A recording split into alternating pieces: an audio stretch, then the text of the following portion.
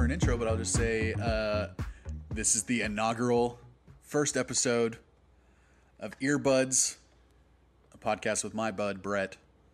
Oh, and my and bud his Lucas. Bud. Yeah, your bud, Lucas. And other buds that we'll probably talk about as we go through these episodes and talk about the albums. Because to me, buds are very important when it comes to listening to music. And I am talking about drugs. And I'm talking about friends. Yeah, you're talking about friends. I'm talking about buds and nugs. And but this we don't know fully what the podcast is going to be really about, except we're going to pick an album every episode. We're going to each listen to the album separately, come back and talk about it, and hash out how we feel about it, why we like it, why we don't like it. We might break down the songs. We might go through one by one and talk about what we like about each one. And we might get into some off-topic stuff as well that'll probably come up while we're going through the album. It's going to be a very free-form type of music discussion, I'd say. Yeah, open conversation, free-form conversation. I haven't introduced you yet, so you're not really supposed to talk. Oh.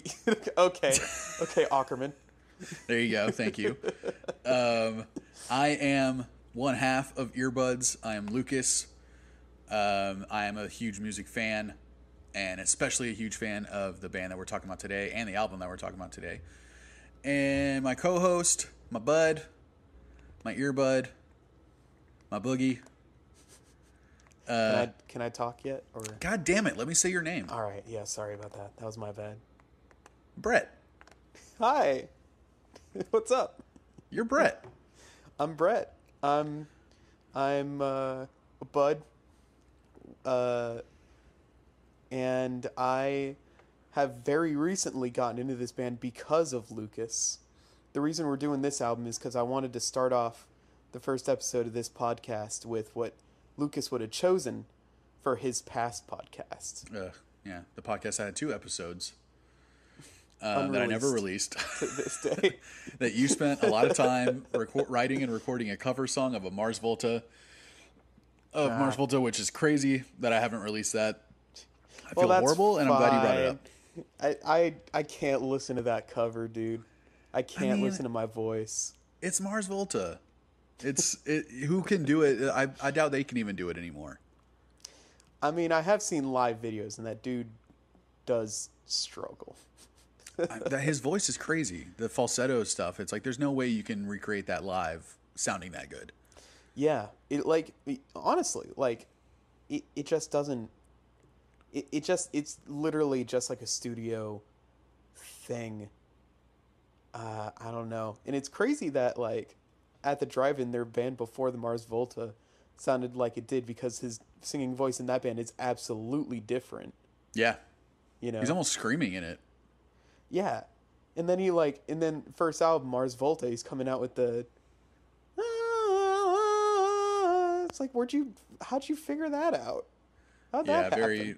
I mean, it's funny that we're bringing up Mars Volta, because I feel like this is RX Bandits' first step towards kind of wanting to be Mars Volta, trying to sound like Mars Volta, a little more prog rock.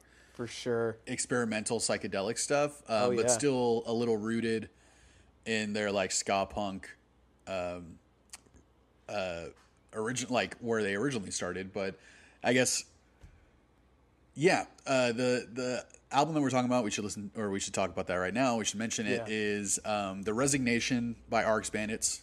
It's their 3rd studio album, I believe. 4th studio album, possibly.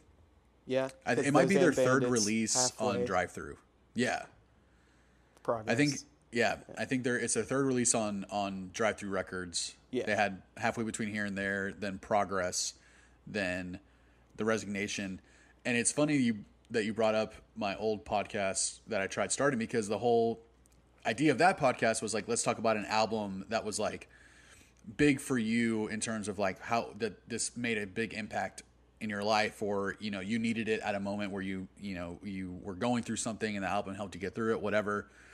And when I was first thinking of the podcast ideas, immediately I thought of RX Bandits, because I have like such a close connection to almost all their albums. And my first thought was that Progress, because of the emotion around when I was listening to that album and the things that I was going through, were really powerful, and something that album legit, which this hasn't happened often. I don't even know if it's happened since. That album legitimately helped me through a time in my life. Like, I was listening to that album almost every day. Yeah.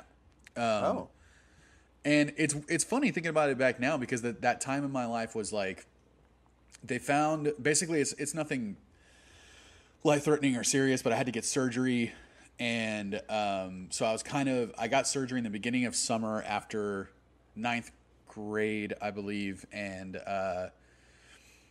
I couldn't do anything all summer except basically like lay down and just like sit on a couch or lay down on a bed. And I was really just depressed. I couldn't hang out with friends that summer. I couldn't do anything active. I couldn't drive my own car, even though I wasn't driving at the time. It was a shitty summer for me. And it was also going to the hospital a lot, almost every week. Oh, wow.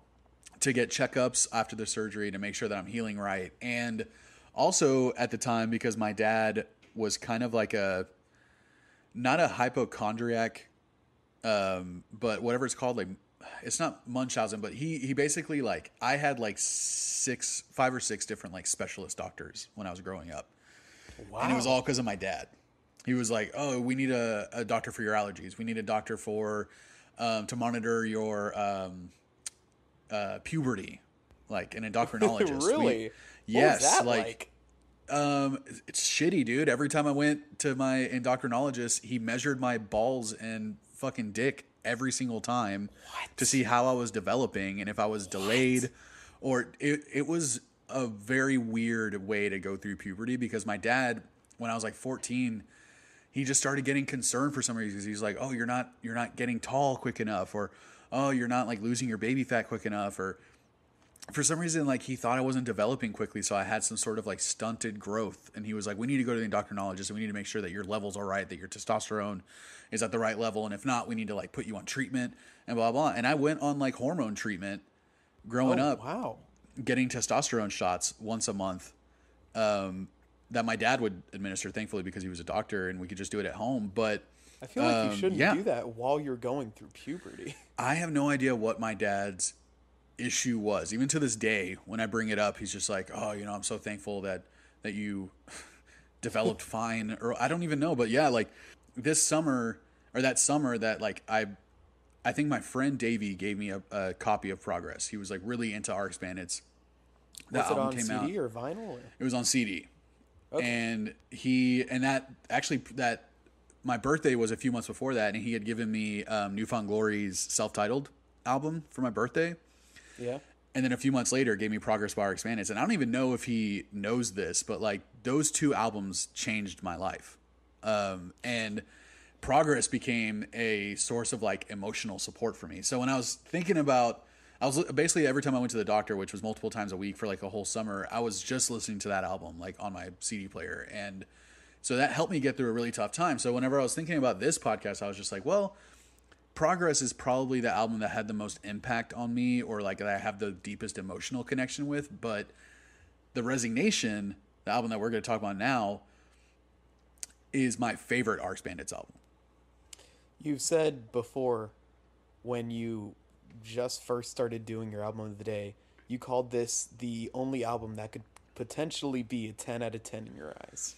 Yeah, which I don't even, now after going through this whole year of listening to a new album every day, I don't think this album would be a 10 out of 10 anymore, but this is the album. Yeah. But wow, pretty fucking close. Not say, I mean, it's a 9.8 if the lowest it'll get, but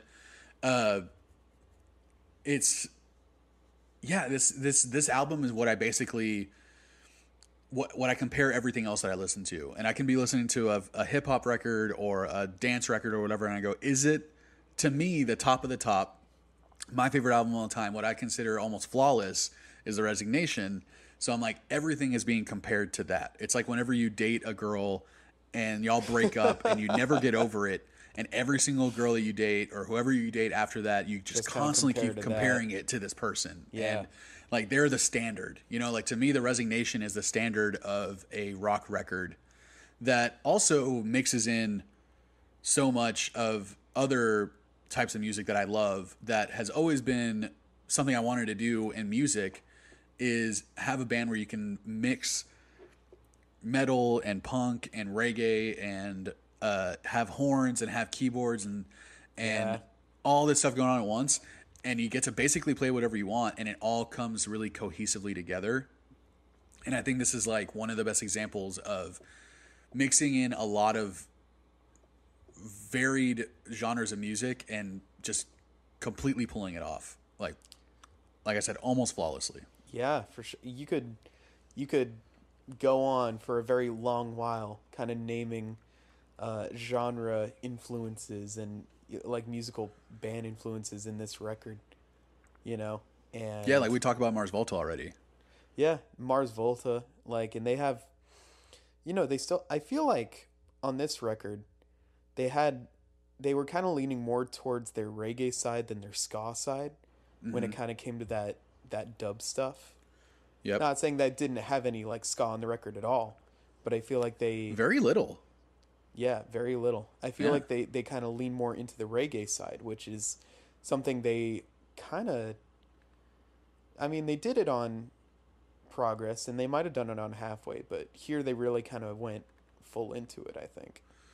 Yeah, I when I was listening to the Resignation the other day, sang along the whole time and listened to lyrics or read the lyrics as I sang along, and Christina thought that I was recording a song because she was working in her room and I was just singing full tilt. You were just going full blast. Oh, dude, we'll get into it, but like, yes, singing full blast, and then immediately my Spotify started playing Progress, like from the first track right Oh, after wow. Resignation ended, and I didn't stop it. I then listened to another hour of Progress, sang along, read the lyrics.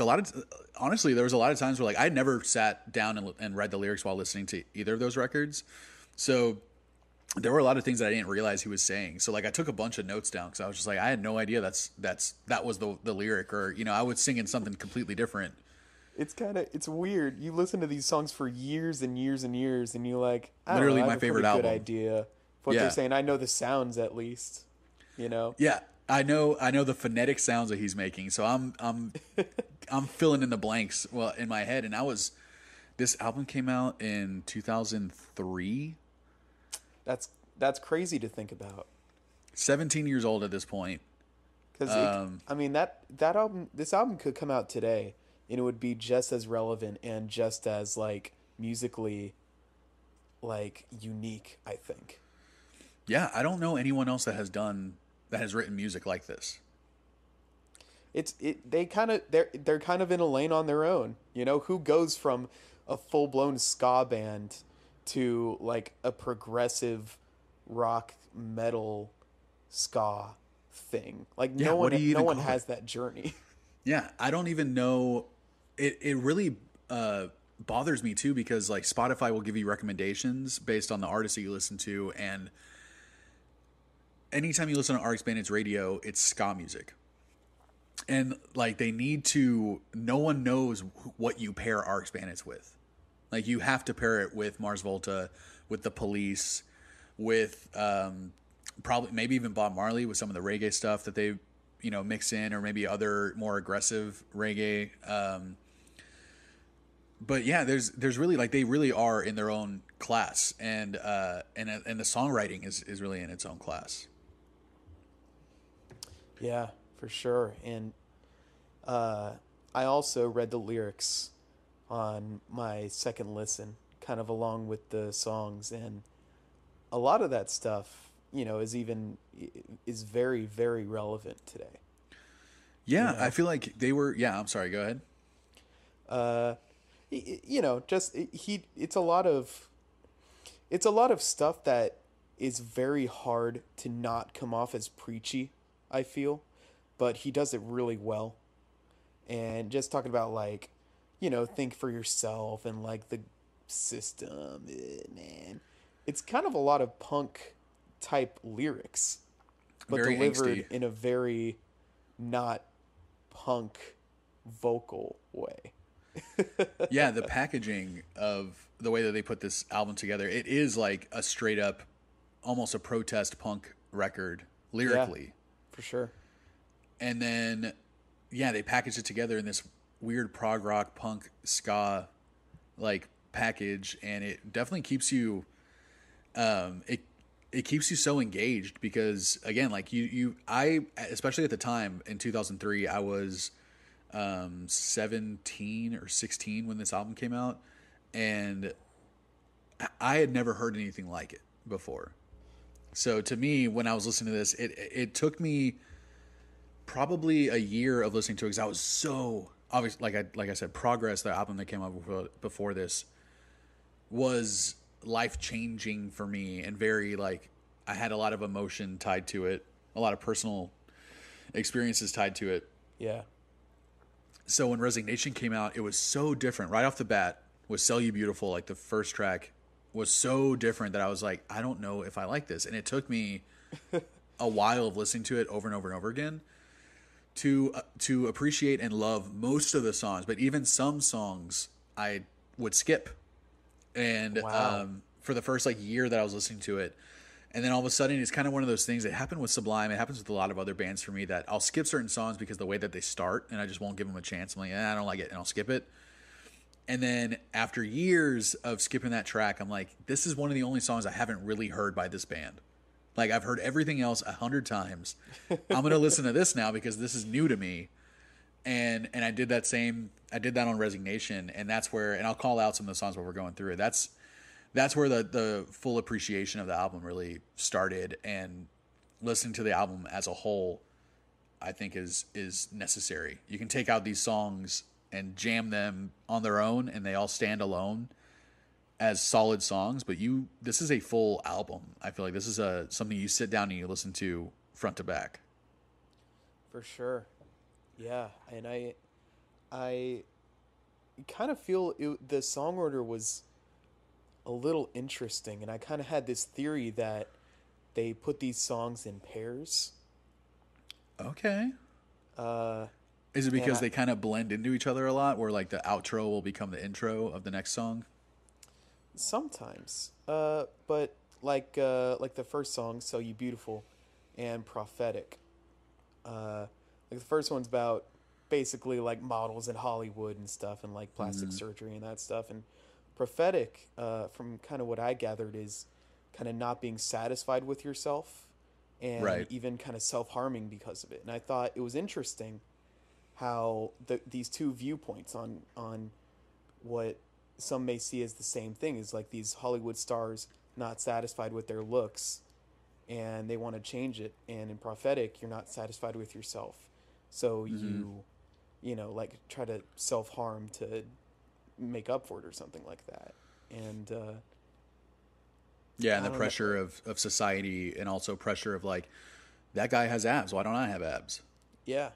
You know, Yeah. that girl, her lips are so full. How come my lips aren't that full? I'm ugly compared to her.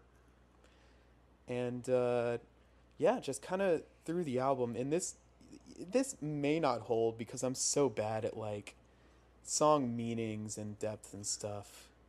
Yeah, But like never slept so soundly and taking chase as the serpent slithers so are good.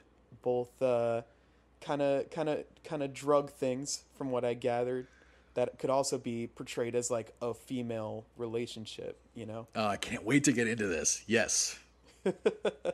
So it's, you know, without further delay, should we just get into it? Yeah, fuck it. Definitely want to say that if you haven't heard this album before, pause this. We have a link in whatever you're listening this, whatever app you're listening to this on, or whatever. We have a link, hopefully, that we can you guys can click, and it will take you to the Earbuds playlist on Spotify where you can listen to this album. So if you haven't heard this before, definitely click on the link or whatever. I mean, you know, listen to it afterwards if we made you interested from us breaking it down and talking about how much we love it or hate it. Yeah.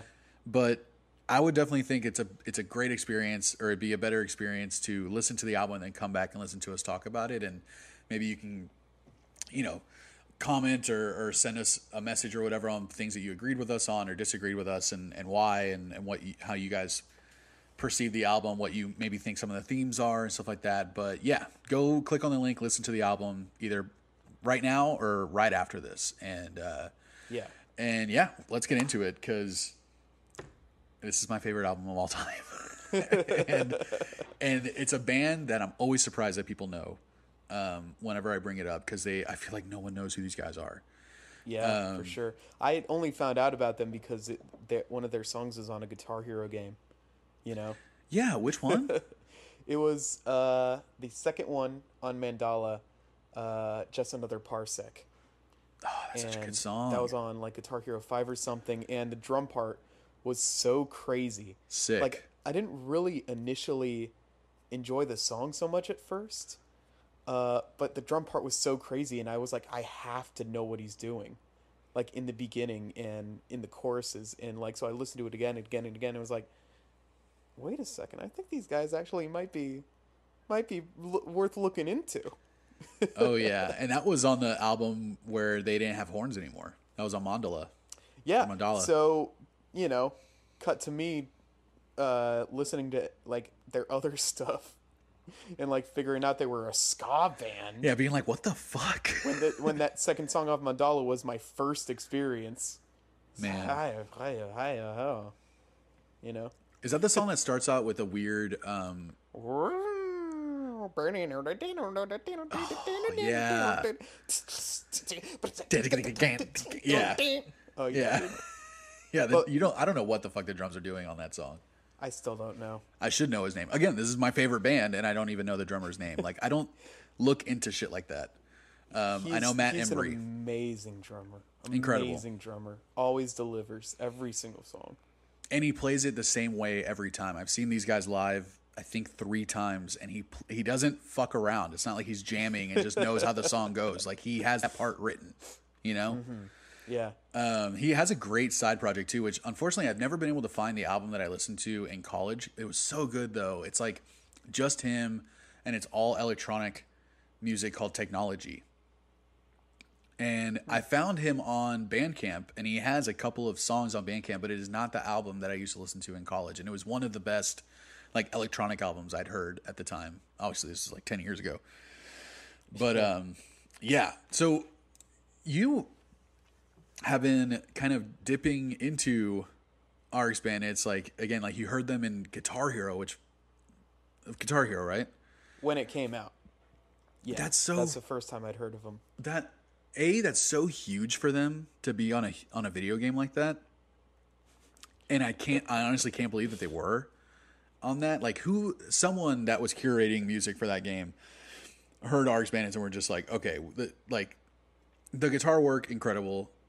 Vocal work, incredible. Drums, incredible. Like, I'm so glad that they got that level of like commercial success, because like to be in a video game like that is really huge for them. It's a pretty big deal. Yeah. But you listen, that song that was on there was 2 albums after Resignation. Yeah. So what did you listen to after you'd heard that song? What was the first album by them that you listened to? Well, I listened to that song a lot, and then I went on a Reddit page where it was like, what are some 10 out of 10 perfect albums? And Gemini Her Majesty was on there. No shit. So that was the second one I listened to. That is a really good record. That's their last record. It is, yeah. And, that's kind of when I started to get more into them. And then I dropped them off, got in a band with you, just offhandedly mentioned them one time. And I freaked out. and now we're here. And then I just started looking at all their other stuff. Started with Mandala first, because that was where my first song was. And then I was going to do a video on the entire discography. So I was just kind of going down the line, and so I've gotten a taste of every album, but the transition from Progress to the Resignation is, I think, by far the most drastic change, the biggest jump. Yeah. Oh yeah, for sure. Starting with "So You're Beautiful." Oh man, yeah. So yeah, going from like the ska punk that they were playing in Progress to like almost completely abandoning the ska aspect of their music on their very next album. And Progress was really big for them also. Like that was where a lot of people first heard them. And so it's I feel like so envious of you that you just heard these guys in the last 4 or 5 years. One of my favorite I'm things. experiencing them for the first time. Yeah, dude. Like, I remember the first time listening to all of these albums. Like, I made it a point to like sit there and just listen to it, and it was such an experience, like being able to do that, and especially with Resignation and the Battle Begun. Both of those were just very in the moment. Sit down, turn off all of the distractions, and just listen to this record. The day it came out, like I got them immediately, and or at least in the Battle Begun. My buddy Davey got me Resignation, or no, he got me Progress. I'm losing track. Anyway, so yeah, that's a really fun journey whenever you find a new band and they have 5 albums or 6 albums that you can dip into, and realizing that each album stands on its own as a certain era of that band. Because Gemini Her Majesty is basically an extension of Mandala. I'd say so. It almost sounds like B-sides of Mandala to me. It sounds like unreleased stuff that, like, we wrote this in the session. We feel like these songs are good enough to put out, because it, in my opinion, other than those damn Bandits, and probably halfway between here and there, because I just, there's good ska songs on there, but it's still ska, so it doesn't get any fucking respect. Yeah. Gemini Her Majesty is probably my least favorite of their albums. I think it's their weakest material outside of their early ska stuff. Oh, wow. Still really good. Their weakest shit is still fucking great. Yeah. I still love it, but I recognize it as like, this is not lyrically or musically even, it's not as good as their previous stuff. And obviously that's very subjective. But yeah, there's something like this album has the prog rock aspect of it. I love that they just kind of like bridge in between each song with outros and jams. There's one song, I forget which song, ends with like a 3-minute outro that's essentially its own song in and of itself. I believe that's Dinna Dog. Man, I can't wait to talk about that song too. All right, let's get through it. Let's start fucking jumping in. All right, how far into this fucking shit are we? Oh, only 35 minutes until we're starting to finally talk about it. We've been talking around it for the last, 25 minutes. Yeah, solid. All right, let's go. Let's start breaking down each track. So it opens up with "Sell You Beautiful." Fucking doesn't let up, balls to the wall rock song to open. Like, such a great way to open a record. Oh yeah, those hits at the beginning, just like hit hard, and like you immediately the production value is insane on this album. Like, it sounds so smooth and crisp and juicy. Yeah, this is the album where they started playing. The guitars were playing Les Pauls. Before they were playing, I want to say Fenders, and then they started playing Les Pauls on this record. So the tone is way warmer of the guitars and way richer. And they abandoned the ska kind of high end, very little low end sound that ska bands have. Like they kind of got a more rock mixing, and you can immediately tell, like the syncopation hits and all the way that "Sell You Beautiful" opens, and then it doesn't stop for 2.5-3 minutes. It just goes hard. It goes in the paint, and it goes the whole time, man. Yeah, time signature changes here and there too. Like having a lot more fun with that on this record. Oh yeah, I wanted to say like one of the notes I took down for this album on this song is like RX Bandits is one of those bands that loves to play around with those odd time signatures, but it doesn't feel it doesn't feel off. Like, it feels smooth and like comprehensive. You know what I'm saying? Yes. It doesn't feel like a Protest the Hero type prog rock or math rock or anything where you can't groove to it. Yeah. It just changes every other measure. Yeah. Like Rush and Pup do this as well, I think. But I think it's when you know that you're good at it. Oh yeah. You're comfortable with it. You know what you're doing. You're not kind of like counting out like, okay, 1, 2, 3, 4, 5, 6, 7, 1, 2. Like it just feels like the song. you know? And it feels like you're Like, bobbing your head to the same rhythm the whole time. You're not really having to be like, somehow, oh, yeah. no, oh, I got off there. Or it's they do it so seamlessly, and I feel like the way that Chris plays drums too might be like really clever in that sense too, because when they're changing time signatures, he's doing so much shit all the time. Like he is never satisfied with just playing a 4/4 beat. Yeah. The 4 on the floor shit, like he is never satisfied with just playing that. So it might be maybe he gets away with the time signature stuff if he's not totally crisp and like right on there with the beat, because he's doing crazy shit already. That he's just like, he just kind of like slips back into it, and he's like, oh, see, I was there, I was playing it. I think it's probably a combination of that and the vocals, honestly. Yeah, he has a way of the way he lines up syllabically. Is that like however you say that? The way that he delivers the lines is it doesn't feel like he's cutting off a half step at the end, or doesn't feel like he's extending it for another full step or something. It's yeah. He kind of shows a mastery of like he can do his own thing vocally, but then he also comes in with the music, like on this very first song. I got stars in my eyes, and then he goes back to doing his own thing, and it's like that's awesome. It's so impactful. Like he's and his voice, man. It's iconic, yeah. He's the guy that I emulated with any band I was in, whether it was my ska band in high school, whether it was my little indie banjo Mumford and Sons wannabe band in college, or if it was our metal band that we've been working on. It's every one of those instances. I feel like his voice works, and he is the voice that I want to sound like. He is the guy that I'm emulating in a lot of the way, a lot of songs that I write and the way I try and sing.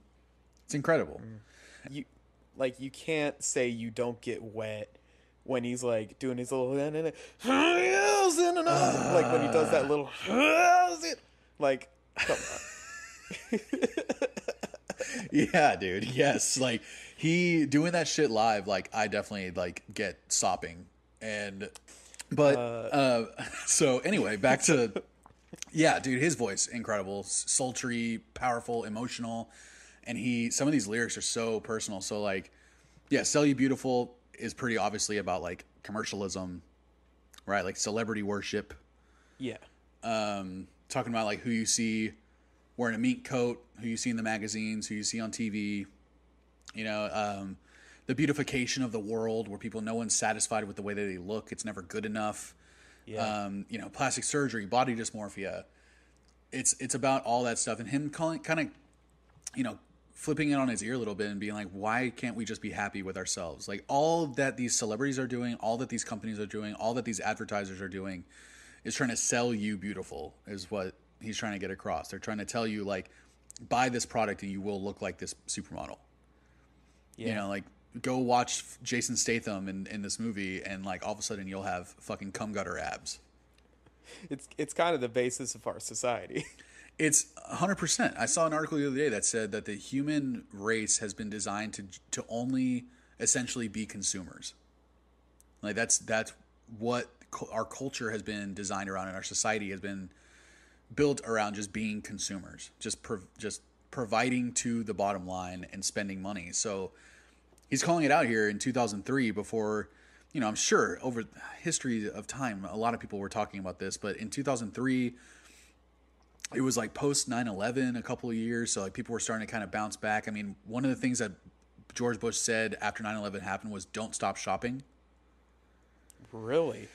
Yeah. I don't know if you might've been too young at the time to like be watching the news and I'm sure. Yeah, I definitely was. Yeah. Keeping up with all this shit. But yeah, that was what he was trying to say really was like, don't be afraid to go to the mall. Like you're not going to get blown up. Like, don't be afraid to go to the store. Like no one's going to shoot you on the way to the store. Like keep shopping. We need people to keep shopping.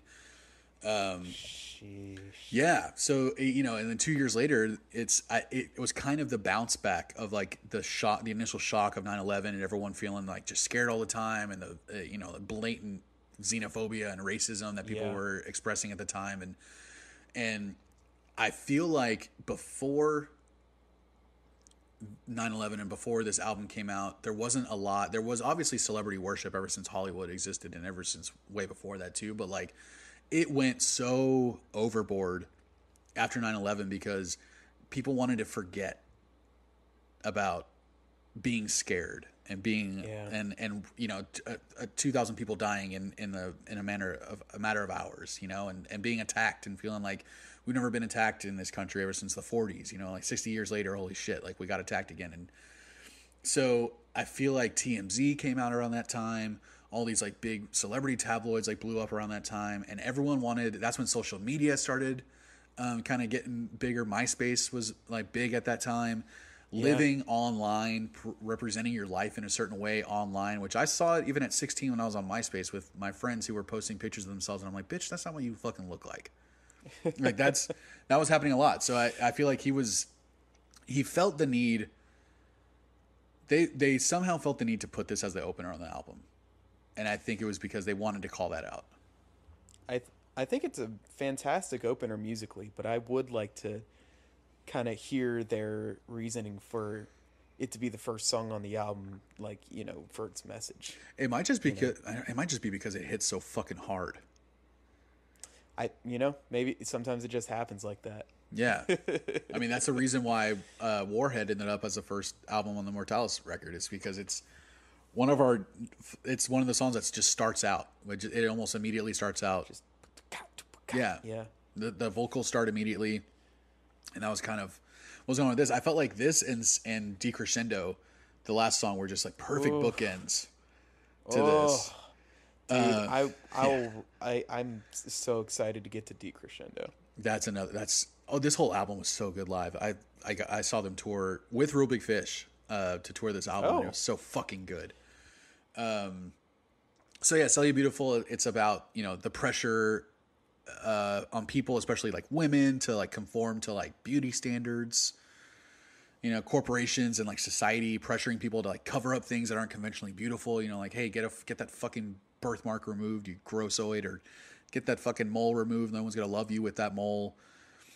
You know, he has lines about like related to like eating disorders and like purging, and you know, talking about thin celebrities and not being able to like keep up with these looks. You know, and people ignored the impact that had on men too for a long time up until recently, where it's just like, yeah, men experienced body dysmorphia also because of celebrity worship. It's the same. Everyone deals with it. Yeah. Yeah, and then you kind of keep putting yourself in pain, getting all these surgeries to like look beautiful. You keep, you know, like the owners of these corporations, like money is the most important thing to them, and they're willing to like lie and manipulate to you to keep getting more money. I mean, that's what he's calling out, and it kind of reminds me of my friend who her favorite band is Rise Against, and every time she brings up Rise Against, she says the same thing every time. They are still really good and they're still really popular because they're still singing about the same things that they were singing about 20 years ago because nothing's fucking changed. Yeah. Well, yeah. And I think that's like this song, it's like you said, this could come out today and still be extremely relevant to what is still happening in our society. Yeah, I think especially Newsstand Rock and Overcome are some tracks that I was like, dang, like if those were made today, I wouldn't blink twice because like those seem very topical. Newsstand Rock, I mean, it is weird to like hear some of these songs and be like, wow, it almost is more relevant today than it was when this came out. Yeah, because at the time, not a lot of people were thinking about stuff like this. There wasn't a lot of woke people, I guess, however you want to call it. I hate that term, but it's weird. Like we're kind of realizing that maybe I don't know, the system that we've been raised with isn't actually the best thing that we could have, you know, and might actually be deterring our happiness, you know, and things like that. It's not like a new development, that kind of thinking, but I think it's definitely getting more popular, especially right now when the government is being a very big issue. Yes. And so apparent with it, you know.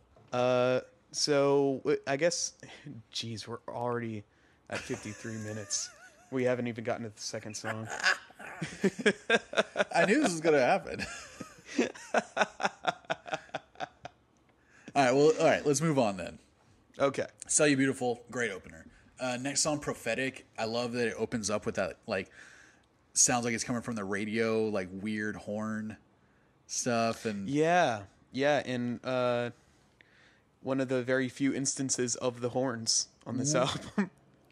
yeah, they're pretty front and center on this song. But man, this is another one that fucking starts so loud, and the drums are just going crazy right off the bat, and then Yeah. they get into a super catchy chorus with this like syncopation hits, and Matt Embry, he's singing about like, I don't even know, like hiding what you don't like about yourself and like causing yourself harm. In the chorus he says like, it's the choices that we choose in our everyday abuse.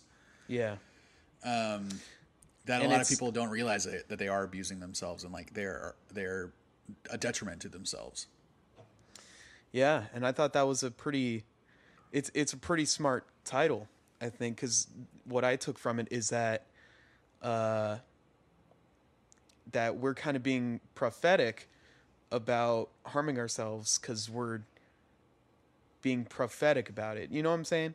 No, I wanted to hear what you thought about that, because I could not put together why it was called prophetic. Yeah, I thought it's like it might just be kind of the zone I'm in right now. Sure. But like the song Just Another Parsec is kind of about like hey man, you got to do it yourself. You know, I can only play this music and help you out, but you got to do the final things. And that's kind of the same vibe I got from this, is that like we are kind of going through this horrible thing, but if you only like think negatively about everything and you keep harming yourself, then of course things are going to stay bad. Right. And so we're kind of prophetic about the choices that we choose, and we're all prophetic fools. Yeah, it is kind of like a self-fulfilling prophecy, but also it's Exactly. like it's the same thing as like oh yeah, I get that now. Self-fulfilling prophecy, prophetic. Okay, I see the connection, because to me it's almost like, yeah, you're not taking responsibility for your actions. Like, I can tell you day and night what you need to do and things that you can do to help yourself, but if you don't apply those things, nothing's ever going to change. It's the same thing with people who constantly complain, oh my God, I'm so fat, I don't fit into my clothes, I wish I could lose weight, blah, blah, and then you don't do anything about it. And it's almost like you're more comfortable, and it's way easier to just sit there and bitch about your current situation than do anything about it. It's harder to do something about it and get out of that situation. Yeah, but I still feel like he isn't talking down to anyone. Like, he's not preaching. No, he's trying to build Like, you up. he's in this situation as well, and he's kind of, he's just trying to talk about it. Yeah, I mean, we're going to get into that in some of the songs coming up, but he definitely harms himself in a few ways. And that's another reason why I feel very connected to this band, and I've very like emotionally and personally connected to Matt Embry and his mental and physical health as a person that I've never even met before. I am so invested in him being okay. And yeah, I mean, this song again, it's just another like super, very heavy themes, but man, just like nonstop fucking rock music. Oh, yeah. So many good lines. Innocence is overrated. Like, now we're saying innocence is fucking overrated. Like, being a kid and just like not being exposed to the shittiness of the world, and just like allowing the shittiness of the world to get into your mind. It's like, that's being innocent's overrated. Like, let's fucking move on. We all need to be aware of what's happening. And it's just like, I don't know. I think like I think he's trying to say also, like, kids aren't allowed to even be kids anymore, because even kids are looking at celebrities and being like, I'm never going to be that pretty. Yeah. Yeah. They are already being raised to expect a standard that's nearly unattainable. Absolutely. And I mean, current times too, but just like back then, just it's been going on for as long as, you know. Oh, it's even. I feel like it's even worse now because there Yeah. are like YouTubers and influencers that are their age, you know, and there were always child stars and child actors and stuff, but now it's so accessible. You all you need to do is get your phone, and you just post to YouTube. It seems so close, but it's actually, It's still kind of in extremely that difficult. same- Yeah. Yeah.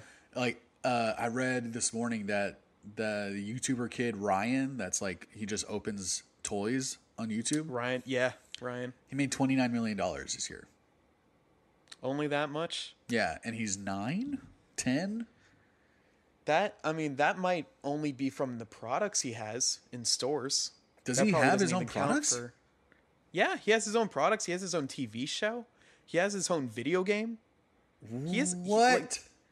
it's all this kid's parents, right? What? It's Yeah, he's I- being exploited for sure. I'm not exaggerating when I say 29 million is probably one of the many things that he like earns money from. I think Not yeah, him, I think it obviously, was but his family. specifically YouTube. He made $29 million from YouTube this year.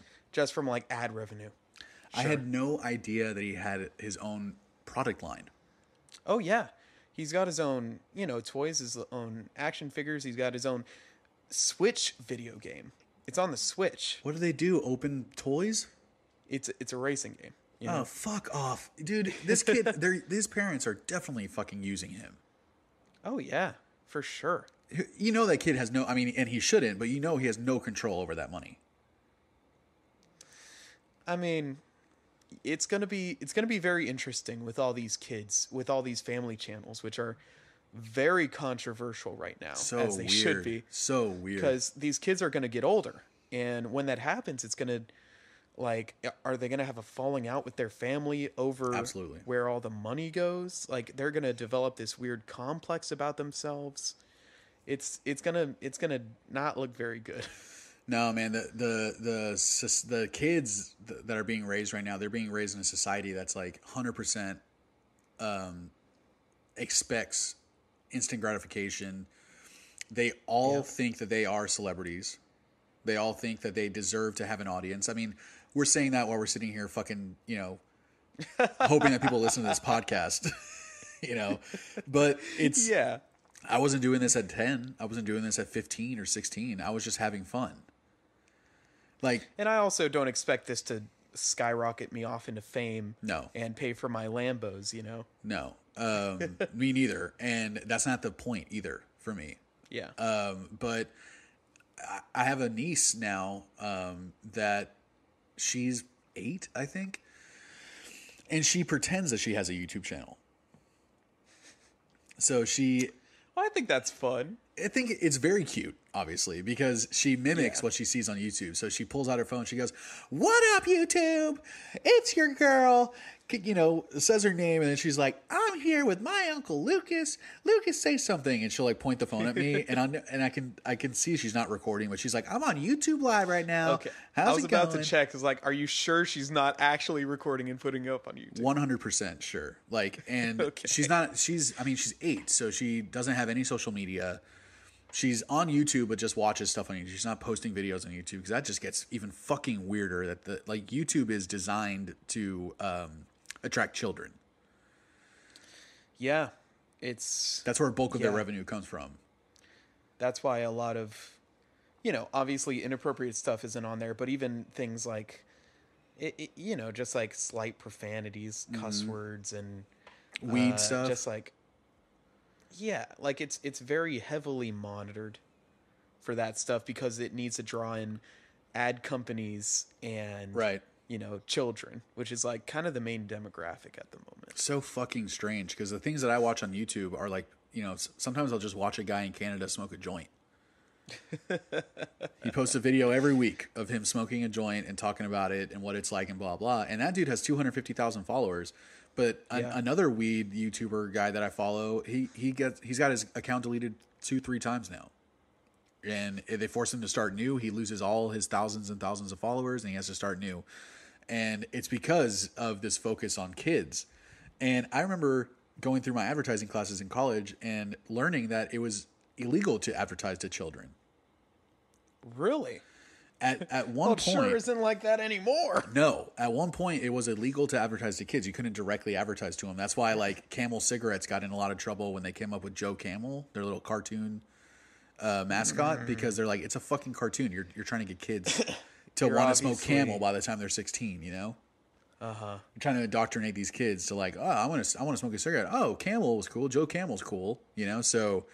That was a big thing, advertising to kids on TV, and then that has just completely gone out the window. I mean, does that extend to like a YouTuber saying like, "Hey, buy my merch" or like download this app? No, I think the lines have either been completely blurred or don't exist anymore. So it gets a little confusing there, but yeah. This is definitely, I don't even know how we got started about that, but it's... I was about to say, maybe we should go to the third song. Yeah, let's go to the third song. Newsstand Now Rock. America's got a brand new war. Do-do-do-do-do-do-do-do. Dude, I love that intro. It just, again, just starts. It just fucking... The first three songs in this album do not let up. Yeah. Like, for some reason, that hi-hat... And then like the kind of radio sounding Yes. drums, and then it explodes into the music. I love that. All the Like guitars slowly click on. You hear them kind of strumming a little bit, Yeah. getting ready. Dude's kind of laughing, and I don't know, something about it's very cool. Yeah, man. And that was a huge song for sure, because it talks about, I mean, that's the only complaint that I have about RX Bandits is, especially this era and a little bit before this, was that the lyrics were almost on the nose, like too on the nose sometimes. Didn't have a lot of subtlety. Not a lot of subtlety. It was pretty obvious what they were trying to get across in each song. And I feel like as they progressed album after album, they got a little more into analogies and a little more into like metaphors and saying one thing, but actually talking about another. And this song is called Newsstand Rock. It's about news media and how they manipulate people. In brackets, exposition.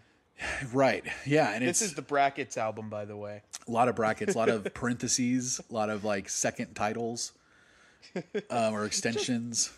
Yeah. And yeah, this was like their most politically charged song to date, other than like In All Rwanda's Glory on Progress. That one's talking about genocide and racial wars and racial tension and all that stuff. And this is very much like just as political in the sense of like the news media is manipulating you and they're creating their own narrative. And how much more relevant could that be than today, where half the country is living in one reality and the other half's living in a completely different one? Oh yeah. Even in the same household. Even in the same Like my household. mom and me. Right. And that's thanks to news media, thanks to social media. And this is when the shit really started. The biased news reporting. I mean, 9/11 radicalized me when it happened. Like 9/11 made me pay attention to politics and pay attention to things going on outside of the US, because before you're just so blissfully ignorant to everything, and then all of a sudden something like that happens and you start paying attention and noticing how much bullshit happens behind the scenes, and you can't do anything about it. Yeah. So this song is very like talking about the mindlessness of American society, about our culture, how we just kind of, blissfully ignorant, just don't pay attention to it and it won't bother you. Just keep buying. Like Bush said, don't stop shopping. You know, we need you to keep shopping. I feel like this song also has a very big like Mars Volta influence on it. Yeah. To me, it's like I can hear the Mars Volta feel in the drums and in the like little time signature changes that they do. And I think it's their heaviest song too, so far on the record. Yeah. Disagree with me if you want to. No, I mean, fucking like, fight me. It's just hard to remember all the songs. I know. You know? Yeah, I almost think wish we could Falling listen Down along. the Mountain has some pretty hard parts in it. That one and Mastering the List. Ooh. Okay. Newsstand Rock. I feel like that's pretty, you know, It's a pretty straightforward song. pretty straightforward. Yeah, and they finally let up a little bit with the next song, Overcome, which is like the one reggae ska-ish song on the record. Yeah, but it kind of accelerates throughout, right? Yeah, I love that it slowly Yeah. builds and gets faster and faster as the song goes. Like, it kind of builds tension. I love that. And then another another notch in my little theory that these songs are kind of paired up is that this one's just also about basically like kind of the Iraq War that was happening. For sure. Had enough of this politicians' wars. Yeah. Again, a little on the nose. All we need right now is love. It's like, it's a little cheesy. That'd be nice, right? The one review I read of this album calls out that line specifically. It says it makes him sound like a high school kid who discovered Bob Marley and wrote a song about it. And I'm just like, yeah, like Bob Marley is cheesy, but it's impactful. Sometimes the simplest lyrics or saying something in the most simplest way has the most impact. Yeah, and you feel like he means it. It's not like he's saying it just to say it. Yeah, he's not trying to be that guy. Bob Marley would have said it. Yeah, he's not putting on airs for sure. Like, he legitimately believes this stuff. Cheesy or not. Man, I love these lines. Just because you can't see your cage doesn't mean that you are free. When there are laws against nature, but it's okay for you to be addicted to over-the-counter prescriptions. And magazines dictate all of our human relations. I mean, he's just like, it's very on the nose, but it's so fucking poignant. And it's a lot of punk bands were talking about this shit at the time, but not putting it to music this good. So that's what set it apart for me. It's, this kind of reads like a slam poem or like a diss track or something. For sure. Like there's not really a chorus. It's just kind of verse after verse, line after line, kind of ramping up, throughout the song. Yeah, it just picks up pace, which like picks up the tension. He gets a little angrier as the song goes on. Yeah, he starts putting in a little more of those those little Matty growls that I love. Ooh, and the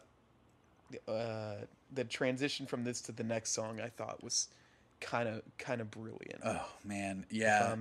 I don't know if we're there yet, but we're there. This song, yeah, it's pretty fucking straightforward, but so good. Very like, again, so relevant. Talking about like, I love how he puts in military scoreboards where it's just like we're just trying to win, and without really thinking like, hey, we're just killing innocent people to win. And yeah, the next song, this is where we get into some of that self-harm that we were talking about with Matt. Never Slept So Soundly, my favorite song on the album. And I love kind of what I perceived as a kind of dichotomy of his emotions, where the last line is, but I'm not giving in. And then it goes into Never Slept So Soundly. Yep. Where it's like one side of him wants to be kind of optimistic and strong and like, I'm going to keep fighting this fight. And the other side of him, maybe he feels like he's already resigned himself. He's already given in. Yeah. Yeah, that's really cool to call that out. I never thought about the order of the songs and how they can tell a story, but that's really interesting. And I wish I'd asked that question when I interviewed Steve fucking 10 years ago. Which is that's something else that maybe we can get him on.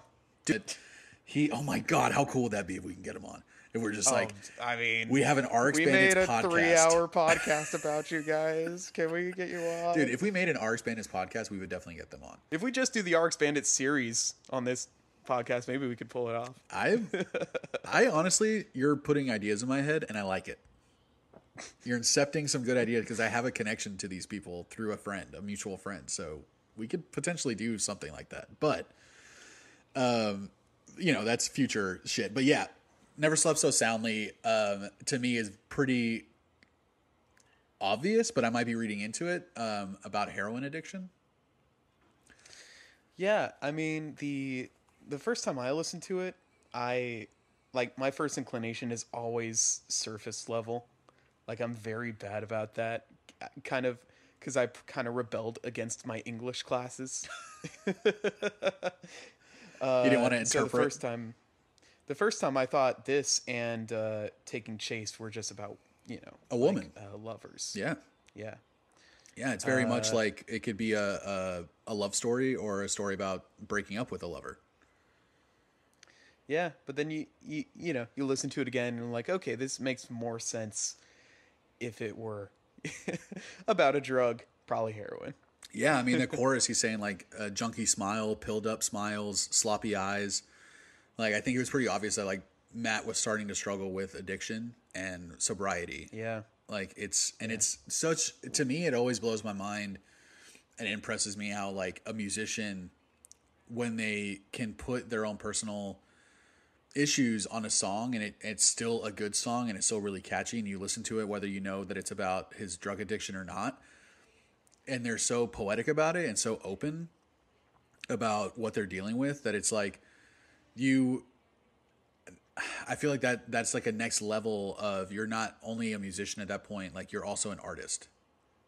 And I know that's like a language thing. You can call musicians artists, and I agree. But yeah, this is where it becomes artistry, where you're really putting your personal life into a song and not ruining the song and making it about just your shit. He's not saying I'm dealing with this. He's saying this is a story I'm telling. But it's when you sit down and you listen to it, I thought it was about a woman for years. And then I found out that he had a heroin addiction, or that he was struggling with some sort of drug addiction. And then I went back and listened to this album and I was like, he is talking about it on almost every song. He was talking about it on the previous album. He's talking about Push the Plunger, talking about needles, that her love isn't a needle, that, well, like he's been talking about it, just like Brad Noel, like was talking about it and everyone was just like, oh, it's a love song. And this is, once you learn more about the artist, then you can go back and look at their work and you're looking at it through a totally different lens at that point. Oh yeah. I especially love the line. It's just the third. I'm just going through the Genius lyrics. Emptiness inside her filled my room. Yeah. It's just like the emptiness inside of the like syringe, like filled him. And I thought that's a kind of beautiful way to phrase that. Yeah. I don't know why that line in particular got me, but yeah, I think it's poetry at that point. Because there's a lot of different ways to interpret that. And the emptiness inside her filled my room. It's almost like I get nothing out of this relationship, but it's completely surrounding me.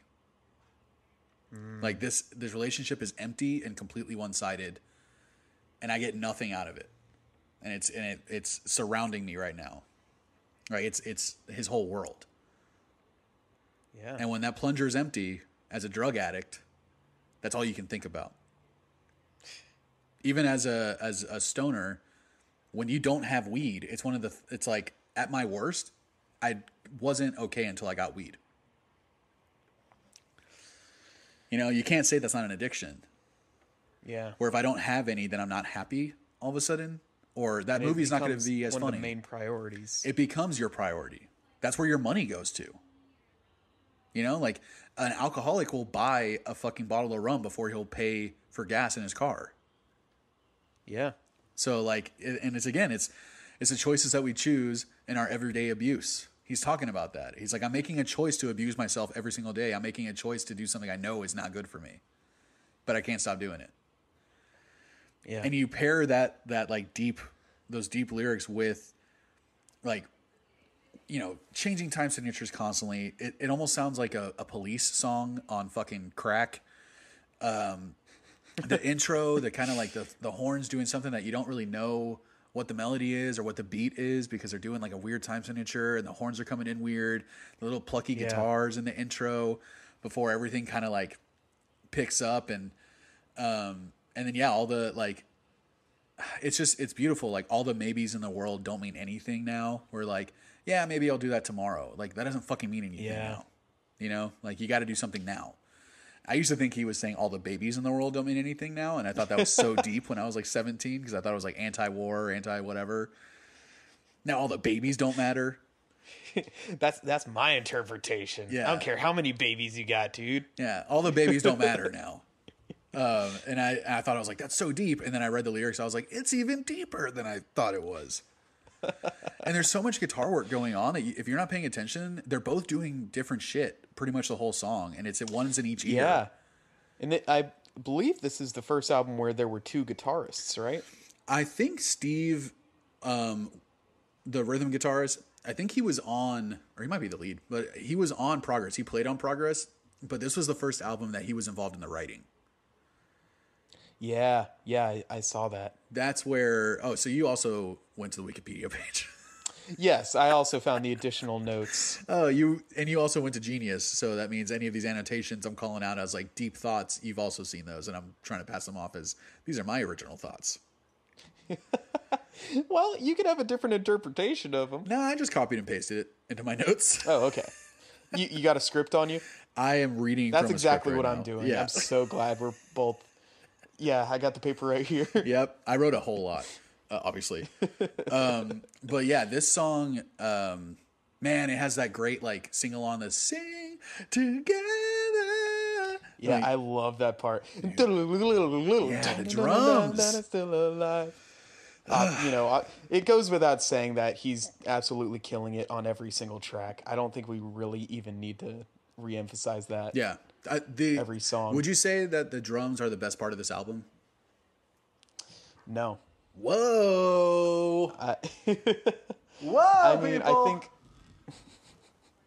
you're a drummer, first dude. You gotta instinct- fucking stick with your brothers. no, dude. That's how I am. I'm my favorite self-hating bands, drummer. Rush, the Mars Volta, Mute Math, all bands where the drums are like the lead instrument. Yeah. I think I'm just a dumb drummer boy, but the drums on here are amazing. But I think this album, I don't know, man. Like, it's together is better than its separate parts. You know what I'm saying? Yeah, for sure. Like, I don't think there is a best part of this album. I don't think there's a best instrument. You know, they all take turns and they all are doing these little things, and listening in headphones, you hear these tiny little, oh, I didn't know that was even playing. Yeah. You listen to and this it on a just kinda- stereo, and it's a totally different experience to listen to it with headphones. It just totally adds, The dynamics. Yeah, and I think the guitar work on this album it's kind of hard to, like, on first listen you don't really notice it that much unless it's like super front and center, but usually it's pretty like intricate and they're doing a lot of things and they add to the song a lot, but you don't really notice it. Yeah, because it all blends so well together, right? Like that's what, like, when I was listening to this recently, it was like each earbud has each guitar, one's pan left, one's pan right, and they're both doing completely different things. They're not even playing the same notes, and it somehow all works together, and it is super cohesive, and it doesn't make melodic sense when you just try and listen to the guitars. You're like, how did they even write this? This doesn't make sense played together. What key is this in? You know? Well, that's still a good question. How the fuck, on every single song, how the fuck did the horns write anything to this? It's like writing horns to a fucking Mars Volta song. How do you do that? And that might be why they left later on. Well, that is a little tidbit I can tell you from my interview with Steve. Yeah. He told me that they didn't get rid of the horns because they didn't like them or anything like that. They thought that they had gone as far as they could in their songwriting with the horns, and they felt that the horns did hold them back in their songwriting because they had to make sure to write something that the horns could write something to it.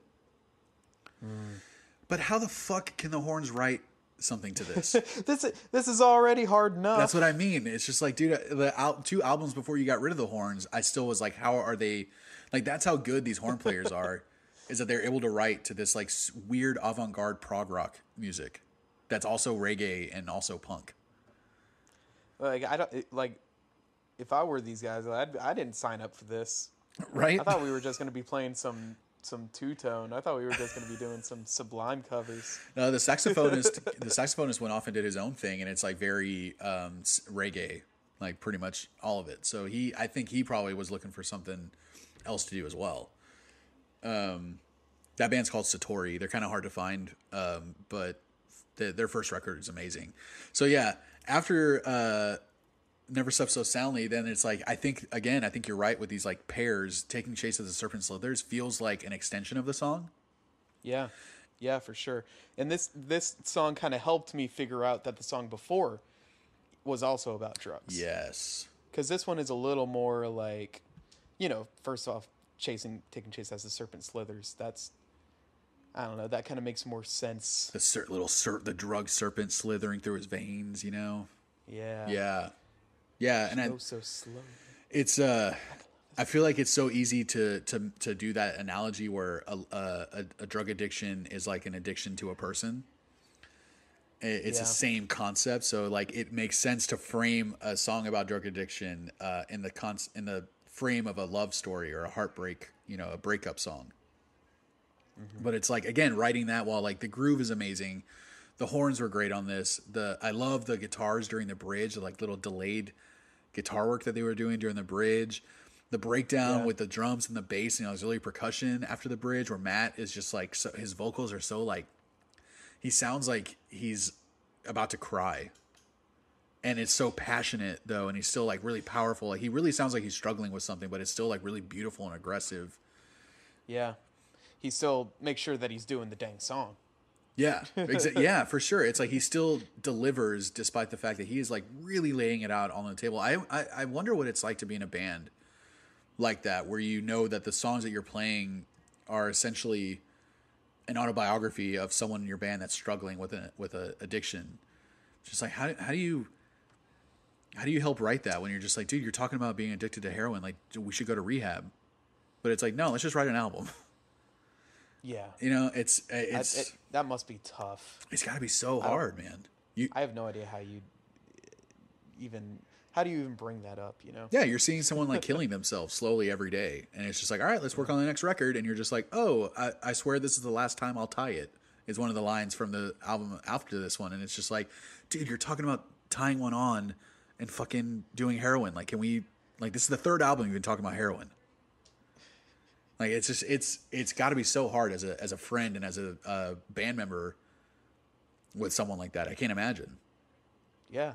Yeah, in the Chris is his name, the drummer? Yeah.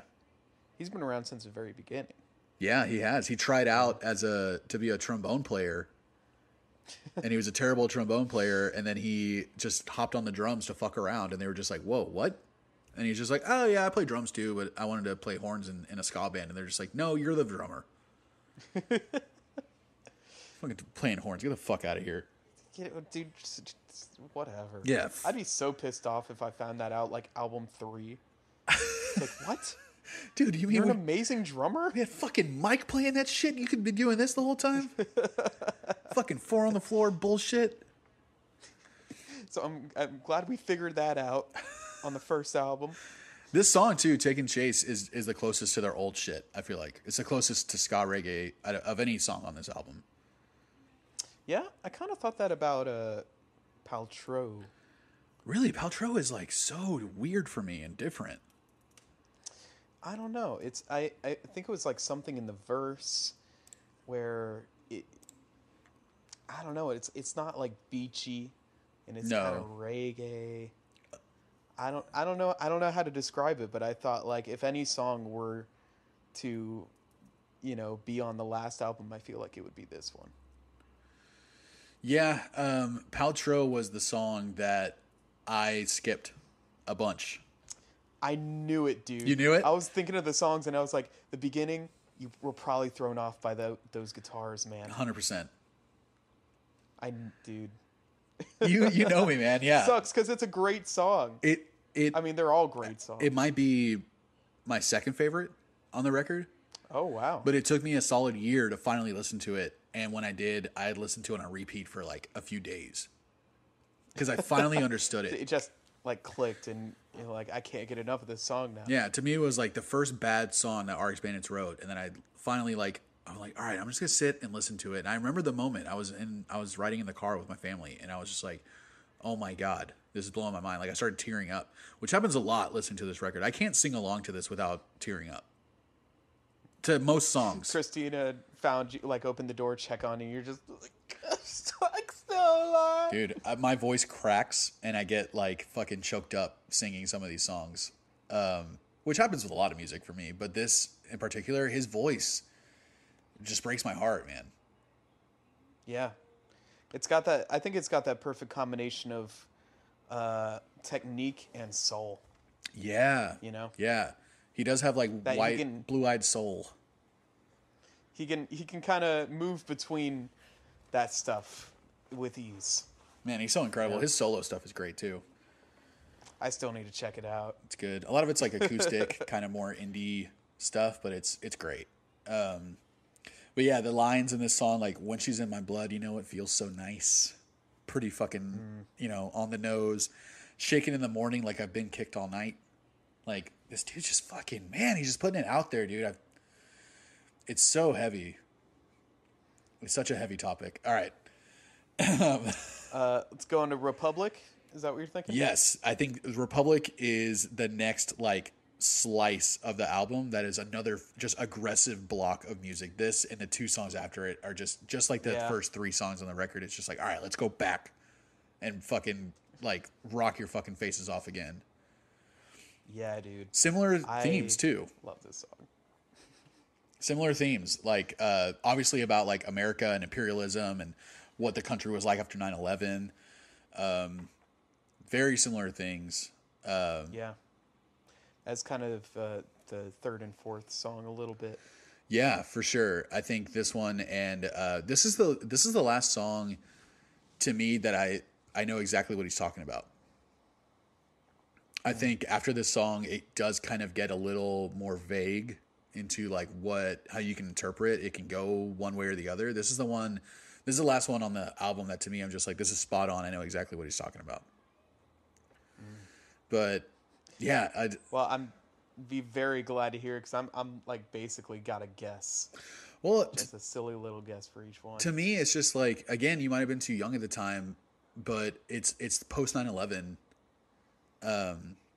culture. How our society changed post 9/11, and this is very much about that, where we felt the response to something like 9/11. Obviously, you know, you have to have some aggressive response to it, but the response of like the xenophobia and the racism and just the general fear that people were living in every day because no one fucking knew what to expect anymore. A plane crashed into a building now all of a sudden, like we'd never seen that before. And so I think like that's really what this is about. It's you know, like you don't have to look to see it every day. It's designed for you to think that there's no other way. If you got the look they sell you, like, you know, there'll be dollars that are around, but when decisions come, you still like, you'll find that you don't have any say. It's just like they're giving you this idea and this feeling of safety and control of your own life. But then you realize, like, you know, when you boil it down, you still you have no control of your life. The people with money are in control, not you. That's so interesting because I was far too young when 9/11 happened. I was like 6. Yeah, I don't remember anything from it. Yeah, it had no impact on you, probably. When I read these lyrics, I took it as more of a kind of this, you know, the 1% ruling this system. Have you forgotten you're still dying in their world, just to be seen, not to be heard? Like, you don't actually have any real influence on this system because they've rigged it. Right. Yeah, I think it was, that is, I think you're spot on. That's definitely part of it. Of just like realizing that like you're still being controlled. You have this false sense of control of your life. Yeah, like we're brought up to believe that we're the most free nation, you know, and we could do anything we want, but they really kind of have us stuck in this system of labor where we can only, you know, we work our skin off so that we can get some little nibble of what they have all the time. Right. And you think that you're getting ahead and you're becoming successful and you're breaking out of that system, or you're no longer a cog in the machine or whatever. And then you realize like, no, I'm still bound to this paycheck. Yeah. And this paycheck's coming from someone that has way more power and influence than I do. I'm still being controlled by a paycheck. I can only do so much because of this, and I'm being told that I'm successful because I have a certain amount of money. Yeah. It's like the line that we've all been blinded by the opportunity to play. It's just like we all think like, oh shit, we can be just as fucking successful and happy as these Yeah. people are. So like it's all a facade that Yeah. it doesn't matter how hard you try. Really, you're not gonna get to the level that you want to get at. And I love the line like, if you say what you want and you do what you say, then it's likely that you found yourself a better way. And it's just like, break out of the system. Don't conform to what life is supposed to be like. The 9 to 5, going to work, driving a minivan, you have a wife and kids and all this shit. It's like, that is something that a lot of people want, but that's also something that a lot of people think this is what life is supposed to be like. So if I don't have a wife and kids by the time I'm this age, then I'm a failure, or I'm not living a full life, or I'm not doing what I'm supposed to do, because that's what they want you to do. You have kids Yeah. to contribute to the workforce. Yeah. They don't want you to have kids because it's a beautiful experience, I think that's another thing that people are realizing now during quarantine and COVID, how little control we have, Yeah. and how much control people want to take back. Which again, just fucking tells you how still relevant this album is and the things that he was talking about. For sure. And Mastering the List, the song after it, man, fucking another, just like one of the heavier songs on the album. Real quick, the drum part in Republic, like in that intro, the I love that. It's one of my favorite parts on this album. It's one of my favorite drum parts in this album. And it's one of his most restrained parts too. Yeah, it's very simple, but it's got some feeling behind it. It's got some power. Yeah, as a drummer, that's the shit that makes me want to, or like, that's the shit that makes me want to be a drummer, is parts like that. It sounds fun too. It sounds so fun, and it's like it sounds like he's in control of that moment. The drums are driving that moment. Yeah. Oh man, I love the way the drums are produced on this record too. There's that fucking that kick drum. That kick drum has some reverb put to it. It's so juicy and powerful. It's so hot and thick. Dude, I was juicing the whole time I was listening to it. And correct me if I'm wrong, are they kind of Bonham-esque the way that they were produced and mic'd? I just remember Bonham having like a very large sound. Like it sounded like he was in a hall. Like they were recording his drums in a hall, and you're hearing all the reverb from that. Well, it might be due in part to, I'm sure you saw this in the Wikipedia notes, that they recorded like all the guitar, drums, and bass live. Which is very evident in the energy that they have. Which this is not a joke, I literally don't believe it. I think it's bullshit. Why? Because you don't get this kind of quality recording and sound and like these good takes from a live show. Dude, Wikipedia doesn't lie. Yeah, you're probably right. So I don't know why you're questioning anything that you read on there. Yeah. I should probably... You know what? You're right. I should probably just buy what the magazines are telling me. Yeah, man. Newsstand Rock is about support your media. Support your local news. Yeah, we need support. CNN doesn't have enough money. I love, too, the note, quote unquote. I don't know where they got these from because none of these are fucking... there's no references to this. So it very well could be a lie where they say, like, yeah, the guitar, bass, drums, and keyboards were recorded live. But apparently they only allowed themselves a limited number of takes for each part, which I think is such a cool idea.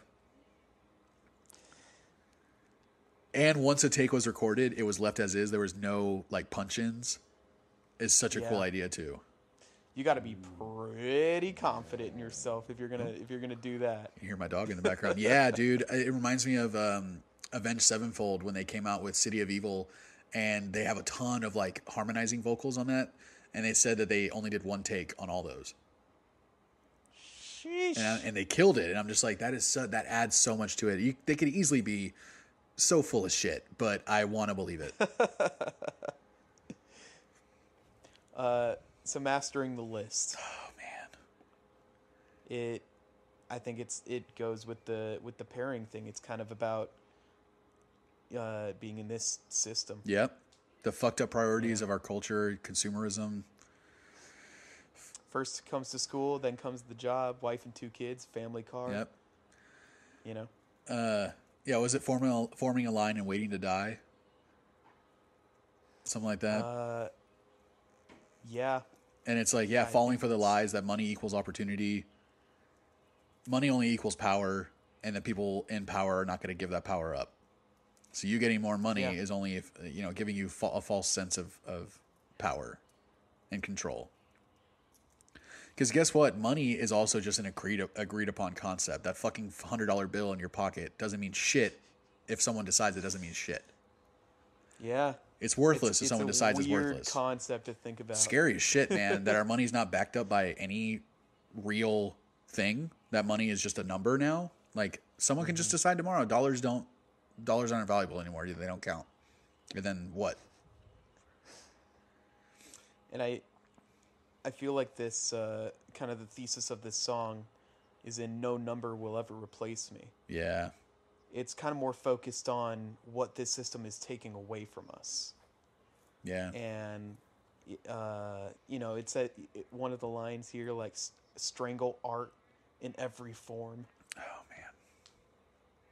And I think that's kind of where this one is focused, but also in relation to Republic. Right. Just kind of a different focus or different. Man, I think you have something there. I think you're right that they do seem to be pairing these songs together and have like themes that are related to the other.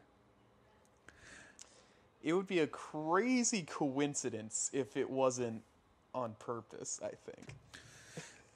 I mean, it might just be the fact also that this was what this album is about. So maybe we're just reading so much into it but a lot of the themes are repeated throughout this album about like disagreeing with the way that Americans live their lives and disagreeing with capitalism and consumerism and all that stuff. So it might just be like, sure. He's talking about it all over the place and it's just like, oh, there's 2 songs in a row that he's basically talking about the same thing. And, we might be putting... Might be putting too much eggs into this little basket that we made. Yeah. And I love how that happens sometimes too, where fans will just like come up with a theory and they'll ask the artist about it and they're just like, nope, that's not at all what we were doing, but that's awesome that you thought of that. Very cool. Yeah. That you decided that. and this is the song that has like the really long outro that's really cool, very bassy and spacey, and I love that they set up the drum beat for Dynadog at the outro of Mastering the List. I don't know if you noticed that. No, I didn't notice. He does the Dynadog starts out with like like he's doing that slower at the end of Mastering the List in the outro. He's going like he's doing the same thing. Oh my god, you're right. Yeah, dude. Like I'm listening to it now. Oh my god. Yeah. Like that to me was just like, again, next level, dude. Like that is artistry. Like that dude knows. Maybe when they were recording that song, they already knew the track listing, so that he knew in 2 songs I'm going to be playing this beat. I want to bring it in now. I wonder why Falling Down the Mountain is next then. Because it's fucking awesome. That could be it, I guess. Such a good intro. Such a great way to start the song. And it's, man, the fucking guitars, the synth in between the guitars is so good.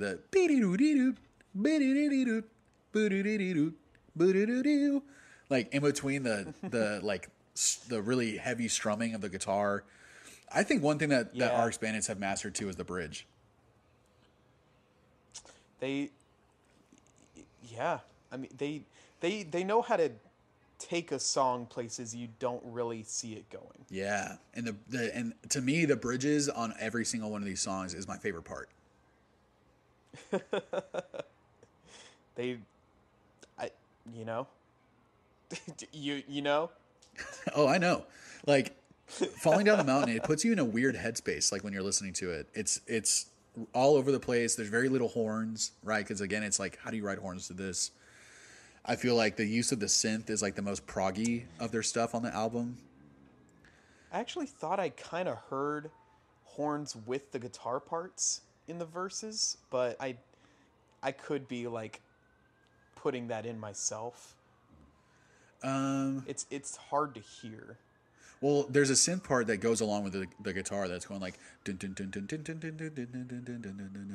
might be that. I think it's like a little low synthy part that they mixed it in really well, so it's like it blends in with the distorted guitar part. And it kind of like you have to really listen for it to see it or to hear it. But like the horns don't come in until the bridge again, and the bridge is like super jazzy, and like the horns aren't even playing a fucking melody. It's that bridge where I'm wondering if they had the name of the song before they finished it, because that bridge sounds like you're falling down a mountain. Yeah, the horns are literally going like fucking all over the place. The drums, all the guitar. It's very like avant-garde jazz.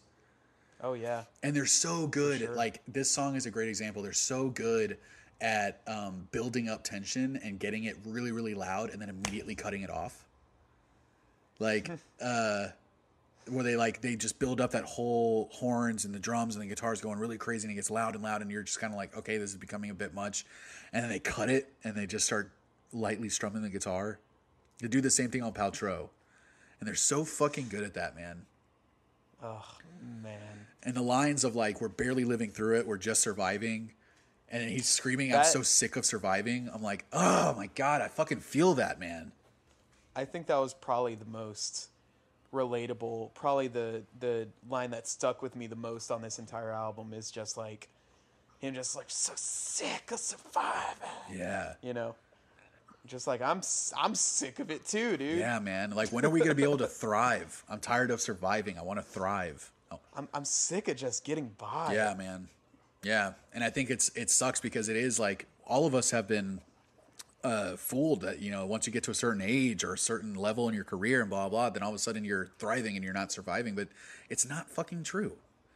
I'm 33 years old and I'm still surviving technically. Like I'm not thriving right now, you know, and it's like Biggie said, more money, you know, more money, more problems.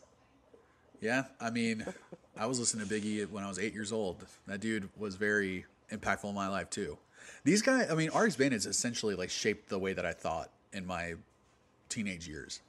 Like the things that they talked about, like unity and love and anti-commercialism, anti-consumerism, anti-capitalism. Like these are things that I like fully embraced in my teenage years.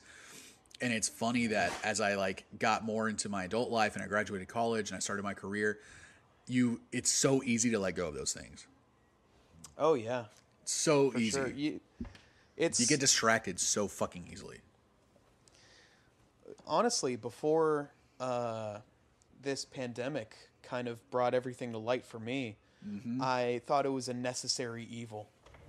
You know, yeah. I saw it as like there's really no other way to do this. There's no better thing, so this is the best we got. But I'm slowly coming to realize other countries are doing these what we consider like communist, horrible, like destined to fail things, and they're thriving. Yep. You know, and it you get raised, and you're like, are we? Wait a second. Are we the baddies? Is America? Are we the baddies? Are we the dummies? Are we under like a dictatorship? Are we under a fascist leadership? And like, kinda. Yeah. We sure have a lot of propaganda. Yeah, we sure. You know, you talk about other countries indoctrinating their populations, and America is 100% indoctrinated. Oh yeah. We're taught a certain version of history. We're not taught history. We're taught a pro-American, pro-Anglo-European history. They don't want to talk about all the horrible shit that we've done. They don't want to teach us that. That's what Trump is trying to stop right now too. Yeah, he has that new education plan. Yeah. It's like, it's already bad enough that they'll be like, yeah, we wiped out the Indians, but they were savages. Right. You know, like classes will say that. Yeah. And I believed it because I didn't know any better. I was like, these are teachers. They know what they're talking about. Exactly, dude. It must be right.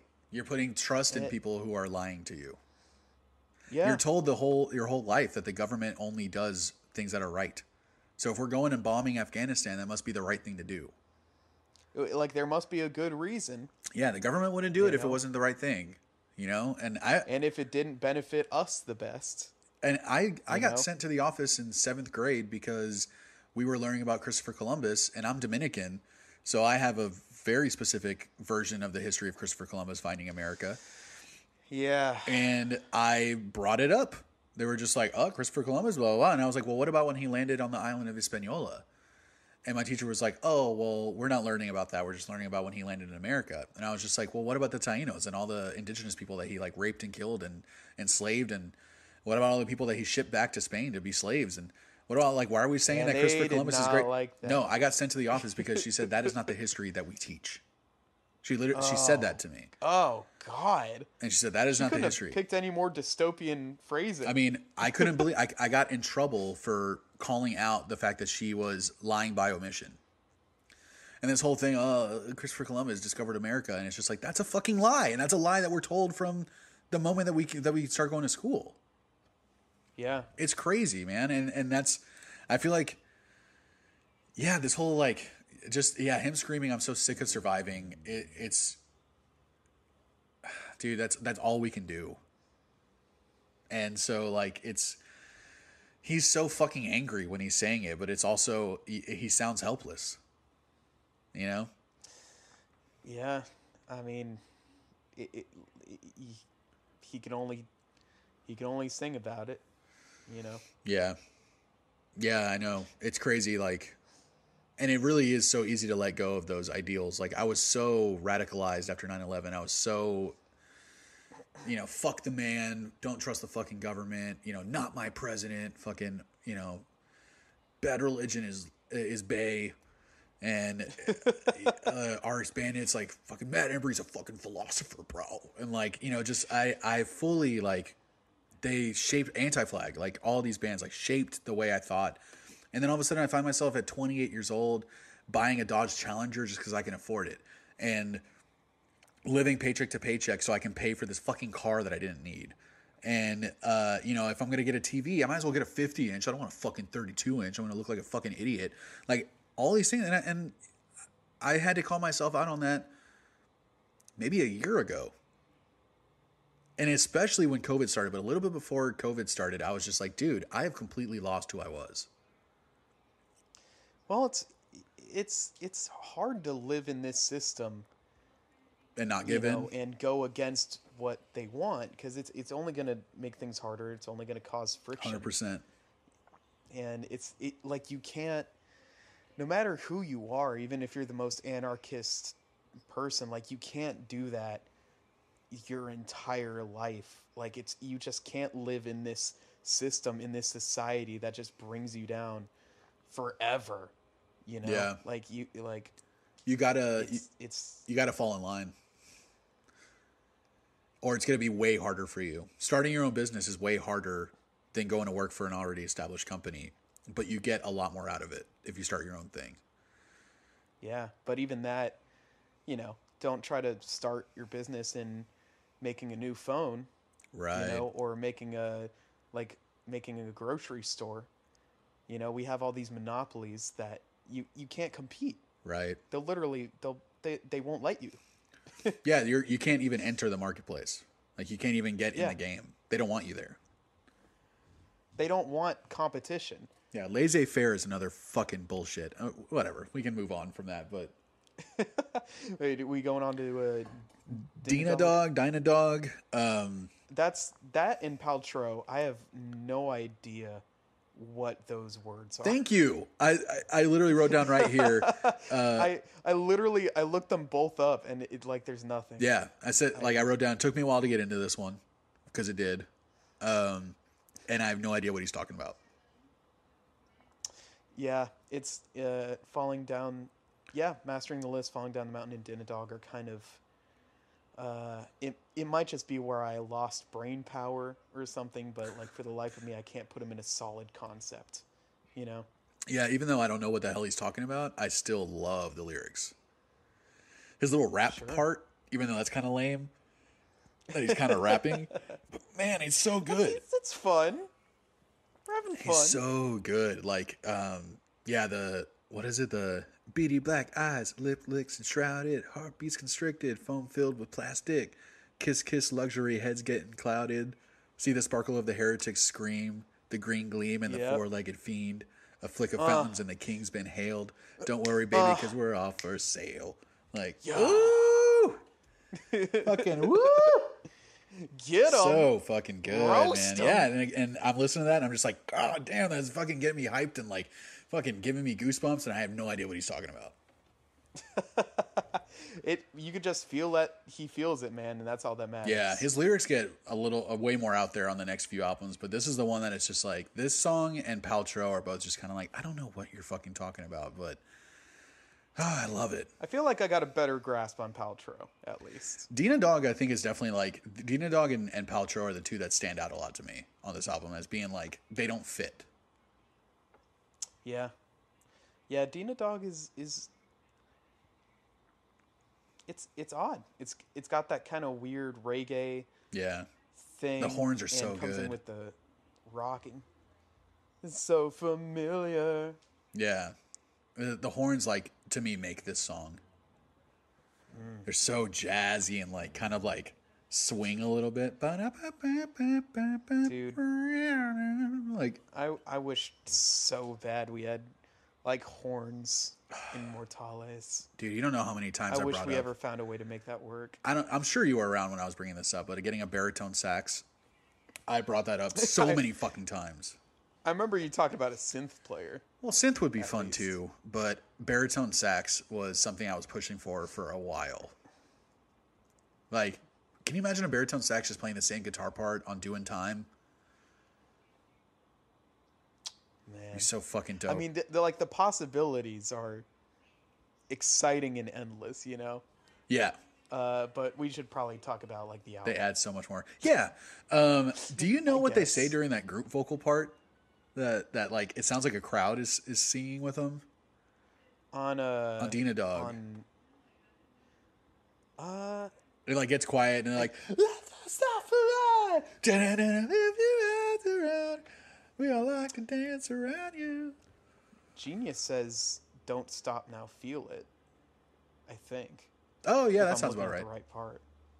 I remember seeing them live, and every time that part comes on, everyone in the crowd except me knows the line, and I was so jealous. Well, it's kind of like, what? Yeah, I would just be like, What do y'all think? yeah. Even I was surrounded by 300 people singing the line, and I still had no idea what they were saying. I just went, I still participated. Oh, that part, that outro, man. The drums in the outro. I mean, again, like we don't need to keep mentioning the drums, but I mean, oh my God, dude. He makes this album for me. He really does. I mean, you can't say that he's not a key member of this band. And like the way the music sounds, you know? Yeah, you had a different drummer, they'd be a totally different band. Yeah. Like they couldn't do these songs like they do them. Which is, I mean, I don't know. This guy's something else. He's an elite. He's incredible. Yeah, Dina Dog and then Paltrow, I feel like, again, like that's a combination. They kind of go hand in hand a little bit. The weirdness of the two, they stand out from the whole rest of the album. Paltrow, again, like that was the one that was the hardest for me to get into. I don't even know what Paltrow means. I never understood the meaning of the song. And there's really no other RX Bandit song like it. Even when they come out later with weirder music and weirder time signatures and weirder guitar parts, this one still stands out. Like no other song sounds like this one. It's Paltrow. It's odd. You can't really put it in a category. Yeah. You know, because it's kind of got a little slow, dancey feel, like you're looking at some waves coming at you on a gentle breeze, and then it goes into this thing that sounds completely different, and yet it like the two parts mesh together very well. Yeah, I love the synthy part where it's going like pew pew pew pew, like yeah, along with the beat. Yeah, I don't even know what he's talking about either, but it sounds like he's like, it sounds sad, like it sounds like he's longing for something, but it's they have the great balance of sounding sad and like hopeful at the same time. I kind of saw this as I saw this and Decrescendo as a pair. Interesting. Because of the lyrics. Yeah. These kind of uh, imprinted onto me as more of a, oh, go off, Winston. Tell him. I'm sure you've heard my dog doing his little fucking moans. He's ready for a walk. Yeah. It seems like a kind of forlorn lover type deal to me. I could hear that. It seems to be drug references. Could be either or. Yeah. Well, I think in his case, I think it's definitely drug stuff. Decrescendo might actually be a love story. But I think everything else is drugs. But it's like, but even when I don't know what he's talking about, like the passion in his voice is just like contagious. Like he makes me feel it even though I don't know what he's talking about. And this one's like, it goes all over the place. It is kind of reggae-ish. Then they have kind of like Asian, like the guitars in the bridge kind of sound like a little Asian, like little plucky Asian stuff. And the bridge is, there goes my dog. The bridge is really pretty. And the drums are like, again, so fucking good. The song like gradually builds up in intensity until that last chorus, and it's like all over the place. And there's another song that doesn't really have a chorus, doesn't really have like a traditional song structure. Yeah. And sure. I love that they allow themselves to do that. And again, I honestly like learning that this was his first album that he was involved in the songwriting. He must have been a huge part of this sound. Oh, yeah, for sure. I bet, he's probably the one that brought in those weird, like, like that Asian part. Yeah. The Asian part in the bridge and things like that. And the guitar harmonies that they do. I'm sure he was a big part of, like, that part of the music. And with bringing kind of an untraditional structure to their songs. The guitar work on this album is completely different from Progress. Oh, yeah. For sure. So yeah, and then you realize that this is kind of the sound that they continued on and built upon, and that has to be Steve's influence. He's a really cool dude too. I should like dig up that interview because I wrote it all down and see if I can like pull out any cool things from there. That would have been good before we started doing this episode. We'll save it for the series. Yeah, for sure, for RX Buds. Dude, yeah, and then like let's go into the last song, Decrescendo. Oh, dude. Oh, God. This, before I even started listening to this album a lot, I found this song, and this is probably in my top 2 or 3 favorite songs by RX Bandits, and one of my favorite songs of all time. Damn. Honestly. This song hits all the right notes for me, man. It hits all my favorite music things, just the way they come in. Yeah.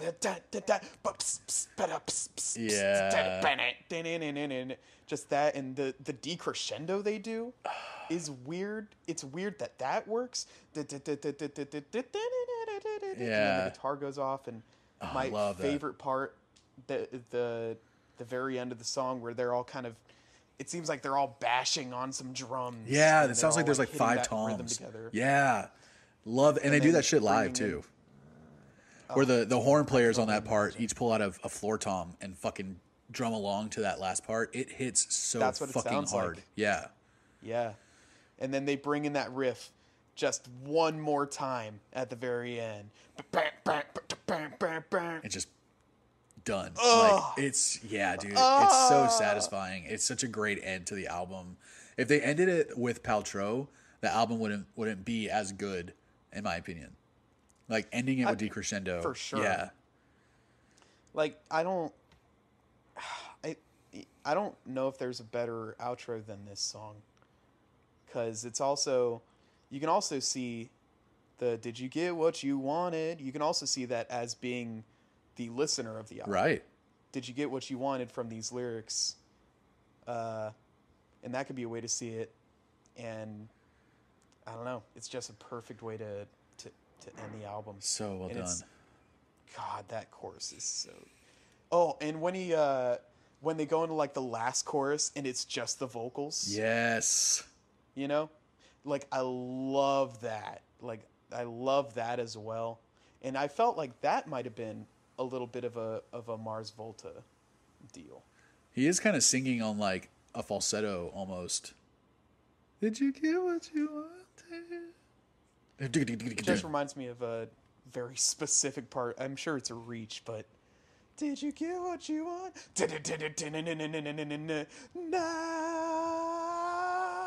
Fucking, he just starts screaming. I love that he just lets it out at that point. It's just like fucking just let it out. Like, man, yeah. And then they do that part, and they just whenever they, it's so again so perfect. They do it so well where they just stop and he just yells "go," and that's when the bam bam bam bam bam bam. Yeah. Oh god, and I'm take looking me at now.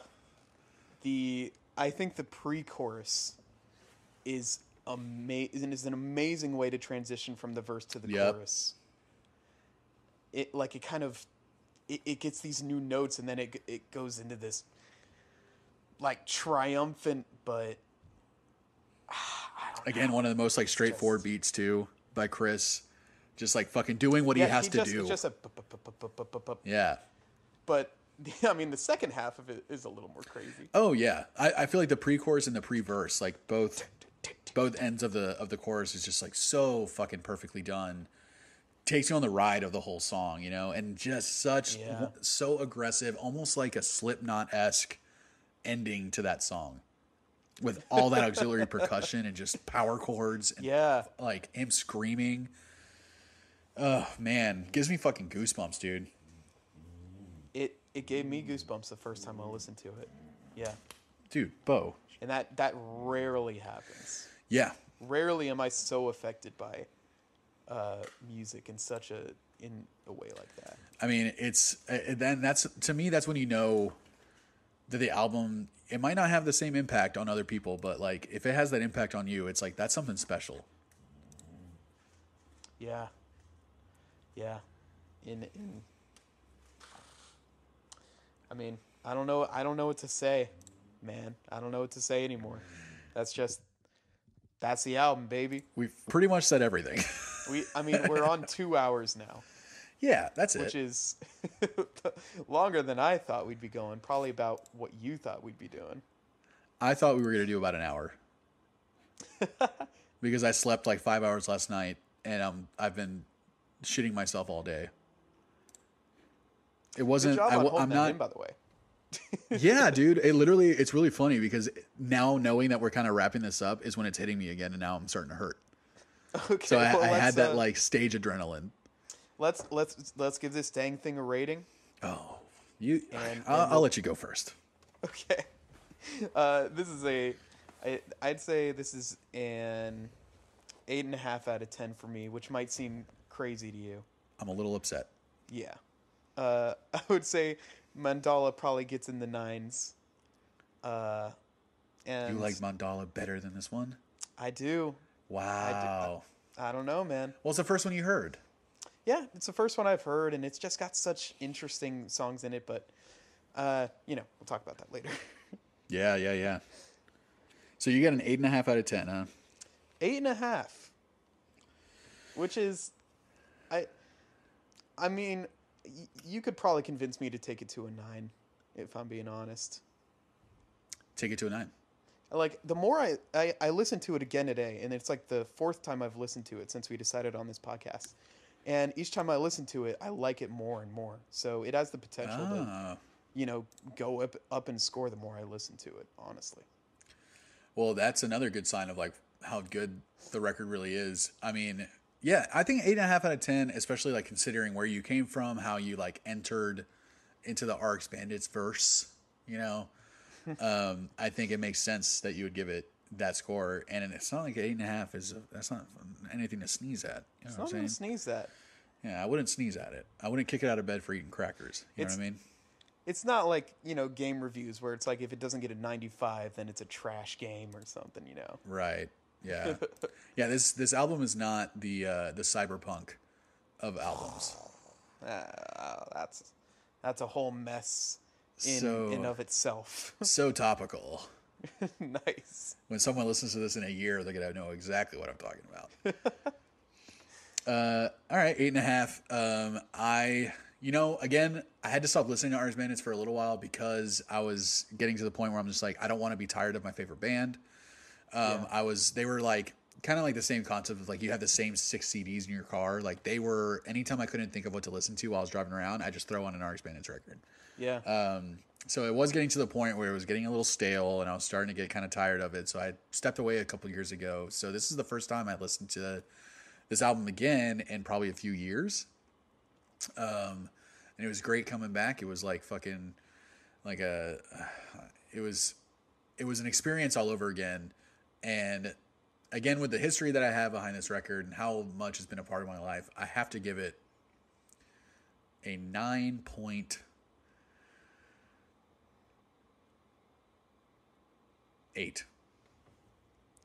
Out of 10. 9.8. It is a nearly perfect record for me. I'm looking forward to the day that you give out that 9.9 and you give out that 10. I think it's gonna happen. Really? I think one day you're gonna find this beautiful, beautiful gem, and it's gonna caress all your places that need to be caressed, and it's gonna lick all the places you need to be licked. Oh, okay. I like the sound of it. I'll start making it for you, man. Dude, I mean, yes, I would love to hear that record, but I don't think it's ever going to happen. Well, time will only tell. What record is better than this one is really what I need you to answer for me. I don't know. Maybe Run the Jewels 1? Yeah. Maybe we should give that a listen. Yeah, that's a good idea. I don't think I've ever listened to their first album. Huh. We should do the next episode on that one, right? Yeah, I think that's a good idea. Yeah, we just came up with this idea just now. It's so weird. And I think I got a good idea for the next 3 after that as well. Oh, you do?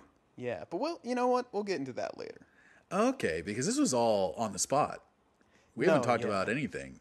Honestly, we just started. You came up with the idea and we just started recording. Right. I called you. You didn't know I was recording. Yeah. And I just said, hey, I want to talk about this album. Well, luckily I was recording, just independently. We're always recording all of our conversations. Oh, yeah. If there's a chance I could monetize something, I'll do it. If there's a chance I could blackmail you or anyone by recording something that you've said, I will do it. Well, good. Fantastic. Yeah. So with that said, this has been the first episode of Earbuds. I feel like this will probably be the longest one. I doubt it.